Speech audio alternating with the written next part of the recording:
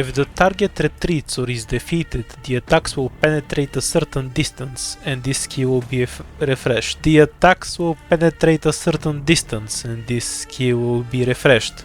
The attacks will penetrate a certain distance. Attacks penetrate. I wanted to make a joke about how the only reason this video exists is because nobody reads what the boss does and how I also don't read it. Then I read it and yeah, no wonder nobody reads this shit. Out of curiosity, I extracted the text from CN, fed it into DeepL, and it's still more useful than the SURTR translation.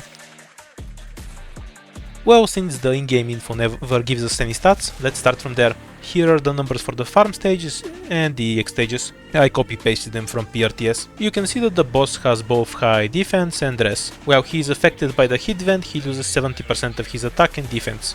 However, in phase 2 he gains another 1000 def, so even on the farm stage he has 3500 defense. With the hit vent debuff, that's still 1050 defense. Unless you have operators that can negate defense, Art is probably going to kill him much faster. He hits for a lot of physical damage and every hit reduces the target defense by 150. Unlike most defense debuffs, this one is temporary. I tested it with and without a therapist medic, but the decay rate seemed to be exactly the same. It's very noticeable on defenders like Quora, who have really high defense, because he simply could not hit through all of her defense in phase 1. His only skill stuns a target and the 4 tiles next to them, and then attacks 3 times in a row.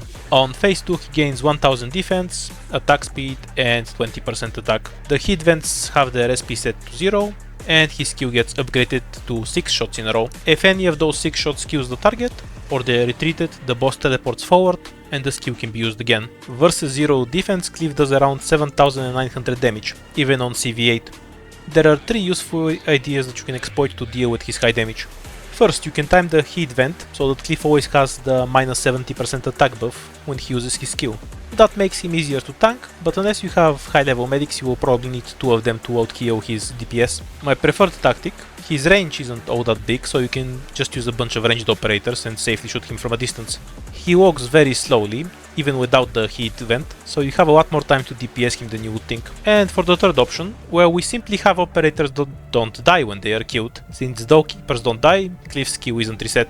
Beanstalk. What's Beanstalk's archetype code anyway? Never mind, actually I don't care. The Beanstalk archetype is like that too. If the summon is killed, there is no reset, because the summon isn't actually retreated. Spouter is probably the best for this though, since she both has a skill that stops her from dying, and she doesn't die when she is killed anyway. Just remember that none of these ideas are mutually exclusive, you can use them all at once to bully Cliff, he probably deserves it. Well, I assume he does, I haven't actually read the story. Kind of reminds me of Storm though.